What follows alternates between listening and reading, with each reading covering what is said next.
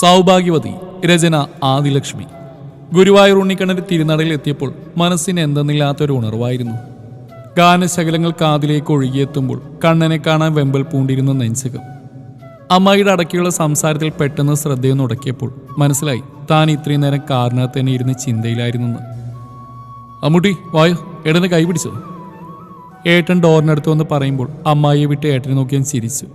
Door തുറന്ന് ഇറങ്ങാൻ തുടങ്ങുമ്പോഴേക്കും ഏട്ടൻ എന്നെ കൈകളിലെടുത്ത് റിസപ്ഷനിലേക്ക് നടന്നിരുന്നു. എനിക്കിപ്പോൾ നടക്കാലോ ഏട്ടാ, ദേ നോക്കിയേ, എല്ലാവരും എന്നെ തന്നെ നോക്കുക. ഞാൻ എന്താ ചെറിയ കുട്ടിയാണോ ഇങ്ങനെ എടുക്കാൻ? ലേശം പരിഭവത്തോടെ തന്നെയാണ് ഏട്ടനോടത് പറഞ്ഞത്. അമ്മു, ചെറിയ വായിൽ വലിയ വർത്താനം പറഞ്ഞാലേ അടി കിട്ടൂട്ടോ. പിന്നെ മിണ്ടിയില്ല. ഏട്ടനെ അടിക്കൊന്നും വേണ്ട, അങ്ങനെ പറഞ്ഞാലേ എൻ്റെ ഫ്യൂസ് പോവും. പിന്നെ പറയുന്നത് എന്തിനാന്ന് വെച്ചാ അമ്മായിക്ക് ഏടത്തിക്കൊക്കെ എന്ത് തോന്നുന്നു വിചാരിച്ചിട്ടാ. സോഫയിൽ എന്നെ ഇരുത്തി ഏട്ടൻ കാര്യങ്ങൾ സംസാരിക്കാനായി പോയി, കൂടെ അമ്മാവനും. എൻ്റെ അടുത്ത കുശിനിൽ ഏടത്തി ഞങ്ങളുടെ ചന്തൂട്ടിനെ എടുത്ത് വന്നിരുന്നു.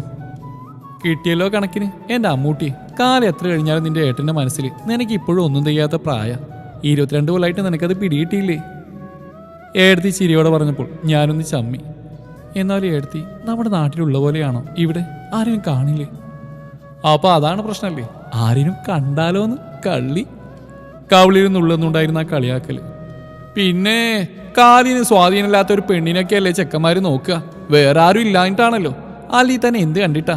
പോത്തിന്റെ കണ്ണു പോലുള്ള ആ 2 ഉണ്ടക്കണ്ണോ, അതാണ് നിറയെ മഷിയിട്ട് ഭദ്രകാളിയെ പോലെ ആക്കി വെക്കുകയും ചെയ്യും. പിന്നെന്താ യക്ഷികളെ പോലെയുള്ള മുടി കണ്ടിട്ടോ, ചെക്കന്മാര് നോക്കൂത്രേ. അമ്മായിയുടെ ശബ്ദത്തിലാണ് ഞാനൊരു ചട്ടുകാലിയാണെന്നുള്ള ബോധം വീണ്ടും വന്നത്. അതെ, അശ്വിൻ, എൻ്റെ അനിയത്തി അശ്വതി. ഞാൻ ജന്മനാ കാലിന് സ്വാധീനമില്ലാത്തവളായിരുന്നു. അമ്മയുടെ ജീവനെടുത്തവൾ എന്ന പേര് അതിനൊപ്പം തന്നെ ചാർത്തി കിട്ടിയിരുന്നു. 12-ാം വയസ്സിൽ വീൽ ചെയറിൽ നിന്ന് മോചനം നേടി ഞാൻ പിച്ച് വെക്കുന്ന കണ്ട് അച്ഛനും പോയി. ജനിച്ചപ്പോൾ മുതലേ അച്ചുവേട്ടൻ്റെ അമ്മൂട്ടിയായിരുന്നു. ഇന്നും അങ്ങനെ തന്നെ, ഇനിയും. അമ്മാവിൻ്റെ മോളാണ് എൻ്റെ ഏടത്തി അനുപമ. ഞാനും ഏട്ടൻ തമ്മിലുള്ള ബന്ധം ഏറ്റവും നന്നായിട്ട് അറിയുന്ന ഒരാൾ. അമ്മായിയുടെ കുന്നായ്മയിലോ പക്ഷപാതത്തിലോ ഒന്നും ഒരു നാൾ പോലും പെടാതെ എൻ്റെ ഏട്ടൻ്റെ നിഴലായി ഇപ്പോൾ ജീവാംശമായി ഞങ്ങൾക്കൊപ്പമുണ്ട് ഏടത്തി. അച്ചുവേട്ടൻ്റെയും ഏടത്തിയുടെയും സ്നേഹസമ്മാനമാണ് ഞങ്ങളുടെ ചന്തൂട്ടൻ. അവൻ്റെ ചോറിന് വേണ്ടി എത്തിയതാണ് ഇവിടെ ഗുരുവായൂരിൽ. 6 മണിക്കാണ് ചോറിന് തുടങ്ങിയെന്ന് ഫുഡ് കഴിക്കാൻ പോയപ്പോൾ ഏട്ടൻ അന്വേഷിച്ച് വെച്ചു. രാവിലെ 5:30 തന്നെ എണീറ്റ് കുളിയൊക്കെ കഴിഞ്ഞ് റെഡിയായിരുന്നു. ഈ കാലം വെച്ച് അങ്ങോട്ട് നടന്നെത്തണ്ടേ, രാവിലെ എടുക്കാൻ വരണ്ടാന്ന് ഇന്നലെ ആ ഏട്ടനോട് ചട്ടം കെട്ടി വെച്ചിരുന്നു. ഏടത്തിയുടെ കൈയും പിടിച്ച് കിഴക്കിയ നടപ്പാതയിലൂടെ നടന്നു. ഇരുവശത്തും കടകളാണ്. വളയും മാലയും വിൽക്കുന്ന കട കാണുമ്പോൾ ഇന്നും കണ്ണിൽ കൗതുകമാണ്. എൻ്റെ നോട്ടം കണ്ടിട്ടാവണം. വരുമ്പോൾ ഏട്ടൻ വാങ്ങി തരാട്ടോ അമ്മൂട്ടിയെ എന്ന് ഏട്ടൻ മുന്നിൽ നിന്ന് വിളിച്ചു പറയുന്നു. ചോറൂണിന് വേണ്ടിയുള്ള ഹാളിലേക്കുള്ള വഴി കണ്ടു. പെട്ടെന്ന് എൻ്റെ ഉള്ളൊന്ന് വിങ്ങി. 1-ാം നിലയിലേക്ക് കയറാൻ ചെരിഞ്ഞുകൊണ്ടുള്ള പാതയാണ്. സൈഡിൽ പിടിക്കാൻ കമ്പിയുണ്ട്. എന്നാലും ഉള്ളിലൊരു ഭയം വന്ന് മൂടി. ചന്തൂട്ടിനെ എടുത്ത് മുന്നിൽ കയറി ഏട്ടൻ പകുതിക്ക് വെച്ച് നിന്ന് എന്നെ നോക്കി. നോക്കുമെന്നറിയാവുന്നതുകൊണ്ട് തന്നെ തികട്ടി വന്ന ഭയത്തെ ഞാൻ മുന്നേ പിടിച്ചു വെച്ചിരുന്നു. ഇല്ലെങ്കിൽ ചന്തൂട്ടിനെ അമ്മായിയുടെ കയ്യിൽ കൊടുത്ത് ഇപ്പം എടുക്കാൻ വരും എന്നെ. ഞാൻ കയറിക്കോളാമെന്ന് എൻ്റെ വാക്കിന് മുകളിൽ ഏട്ടൻ മുന്നോട്ട് കയറി. ഏടത്തിയമ്മയുടെ കയ്യിലൊരു കൈയും മറുകൈ കൈവരിയിലും വെച്ച് 2-3 അടി വെച്ചു. കാലൊക്കെ വലിഞ്ഞു മുറുകുന്നുണ്ട്. കാൽപ്പത്തി ഒരു വശത്തേക്ക് ചെരിയുന്ന പോലെ ഒരു പിടപ്പും.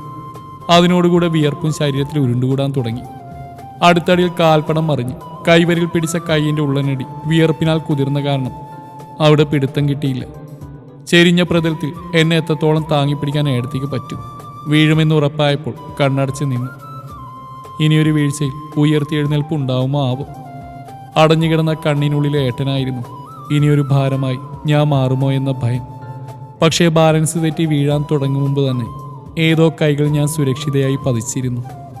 മുറുകുന്ന ഒരു ഹൃദയതാളം കൺപോളക്ക് മേൽ അനുഭവപ്പെടാൻ തുടങ്ങിയിരുന്നു. അപ്പോഴേക്കും മെല്ലെ തുറക്കുന്ന മിഴിവാതിലിൽ ആദ്യം മുടക്കിയത് രുദ്രാക്ഷവും അതിൻ്റെ അറ്റത്തായി തിളങ്ങുന്ന സ്വർണ്ണത്തരിയുമായിരുന്നു. വീതിയേറിയ രോമക്കാടുള്ള നെഞ്ച് ഒരാണിൻ്റെ സാമീപ്യം വിളിച്ചോതിയപ്പോൾ പകപ്പോടെ പുറകിലേക്ക് ചാഞ്ഞു. അപ്പോഴും വീഴാൻ വിടാതെ ആ കൈകൾ അരയിൽ മുറുകെ തന്നെ പിടിച്ചിരുന്നു.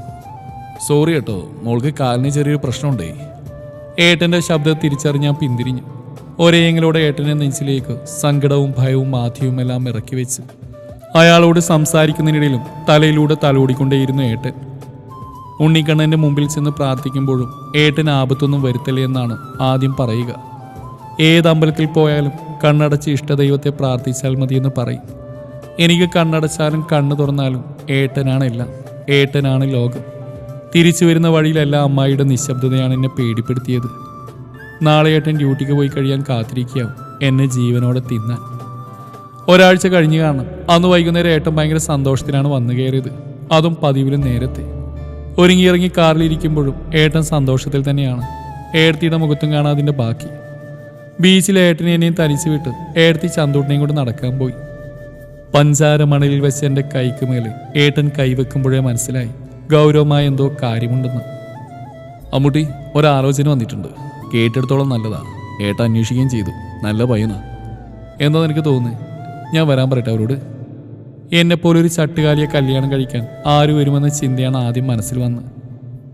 സ്വത്ത് കണ്ടിട്ടാണെങ്കിൽ ഞങ്ങൾക്കൊന്നുമില്ലല്ലോ. പിന്നെ എൻ്റെ ചിന്ത അറിഞ്ഞോ എന്തോ. അവന് നിന്നെ ഇഷ്ടമായെന്നാ പറഞ്ഞത് എന്ന് ഏട്ടൻ പറഞ്ഞു. തീരുമാനങ്ങളെല്ലാം ഏട്ടൻ്റെ ഇഷ്ടങ്ങൾക്ക് വിട്ടുകൊടുത്ത് എല്ലാം ഏട്ടൻ്റെ ഇഷ്ടമെന്ന് പറയുമ്പോൾ എന്നെ നെഞ്ചോട് ചേർത്ത് വെച്ചിരുന്ന ആ ഏട്ടൻ ആ കൈക്കുള്ളിൽ കിടക്കുമ്പോൾ എനിക്കറിയാം ആ ഹൃദയത്തിൽ ഉയരുന്ന സന്തോഷം. പെണ്ണുകാണലും നിശ്ചയമെല്ലാം വേഗത്തിൽ നടന്നു. ഒരു ജീവിതം ലഭിക്കുന്ന സന്തോഷത്തേക്കാൾ ഏട്ടനെ വിട്ട് പോരേണ്ടി വരുമല്ലോ എന്ന ദുഃഖമായിരുന്നു മനസ്സ് മുഴുവൻ. എന്നാലും ആനന്ദ് എന്ന പേരിനോട് ചേരാൻ ഏട്ടനോളം അയാളെ സ്നേഹിക്കാൻ ഞാൻ തയ്യാറെടുത്തിരുന്നു. മുറ്റത്തൊരുക്കിയ പന്തിലേക്ക് ഒരുങ്ങിയിറങ്ങി എന്നെ ഉമ്മറത്തുനിന്നും കൈകളിലെടുത്താണ് എൻ്റെ ഏട്ടൻ മണ്ഡപത്തിലെത്തിച്ച്. നെഞ്ചിൽ ചേർന്ന താലി ഹൃദയം നിറച്ചപ്പോൾ നെറ്റിയിൽ ചേർന്ന സിന്ദൂരം മനസ്സുകൂടി നിറച്ചു.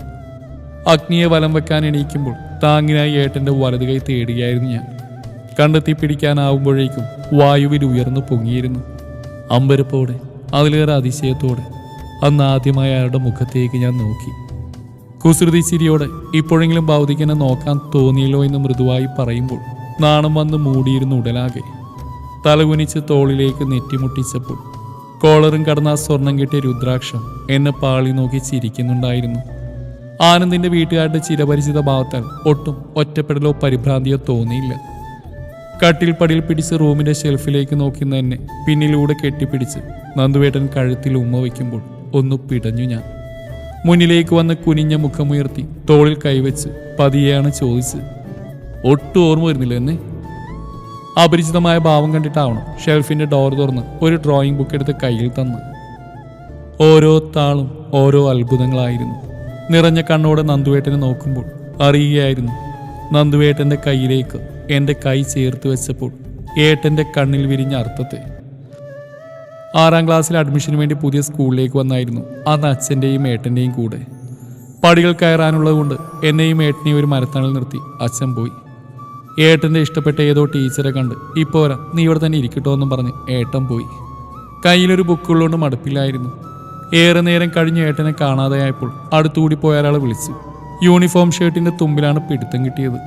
അവിടെ +2 സ്റ്റാഫ് റൂമിൽ എൻ്റെ ഏട്ടനുണ്ട്, അശ്വിൻ, ഒന്ന് വിളിച്ചിട്ട് വരാമോ പ്ലീസ് എന്ന് പറഞ്ഞപ്പോൾ പതിഞ്ഞൊരു പുഞ്ചിരിയോടെ തലയാട്ടിപ്പോയി. 2 നിമിഷങ്ങൾക്കപ്പുറം അങ്ങനെ ആരും അവിടെ ഇല്ലല്ലോ എന്ന മറുപടിയുമായി വീണ്ടും വന്നു. മുഖത്തെ സങ്കടം കണ്ടിട്ടാവണം ഒന്നുകൂടി നോക്കിയിട്ട് വരാമെന്ന് പറഞ്ഞ് ഓടിപ്പോയി. പക്ഷേ തിരിച്ചു വരുമ്പോഴുള്ള മുഖം കണ്ടാലറിയാം ഏട്ടനെ കണ്ടില്ലെന്ന്. പൊങ്ങി വന്ന സങ്കടത്തെ പാവാടഞ്ഞോറിൽ തെരുപ്പിടിച്ച് പിടിച്ചു നിർത്തി. അത് കണ്ടിട്ടാവണം മുട്ടുകുത്തി അവൻ എൻ്റെ മുമ്പിലിരുന്നു.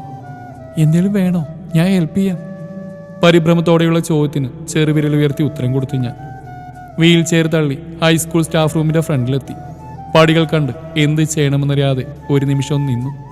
കൈകളിലെടുത്ത് വാതിൽക്കിലെത്തിയപ്പോൾ എന്തു പറ്റി ആനന്ദെന്ന് ചോദിച്ചുകൊണ്ട് കുറച്ച് ടീച്ചർമാർ അടുത്തേക്ക് വന്നിരുന്നു. പിന്നീട് തിരിച്ചു പോരുമ്പോൾ മടുപ്പുയർത്തുന്ന നീണ്ട കോറിഡോർ കാഴ്ചയെ ഭേദിച്ചുകൊണ്ട് ഒരു നറുപുഞ്ചിരിയുമായി അവൻ നിൽപ്പുണ്ടായിരുന്നു. ഇന്നിതാ അതേ പുഞ്ചിരിയുമായി ഒരു നറുനിലാവായി അവൻ തൻ്റെ അടുക്കൽ, ഒരു പുതപ്പിൻ കീഴിൽ നെഞ്ചോടൊട്ടിക്കൊണ്ട്. ഓർമ്മകളുടെ തിരകൾ ഒരു നിശ്വാസത്തോടെ പിൻവാങ്ങിയപ്പോൾ അധരങ്ങൾ അറിയാതെ മൊഴിഞ്ഞു, സൗഭാഗ്യവതി.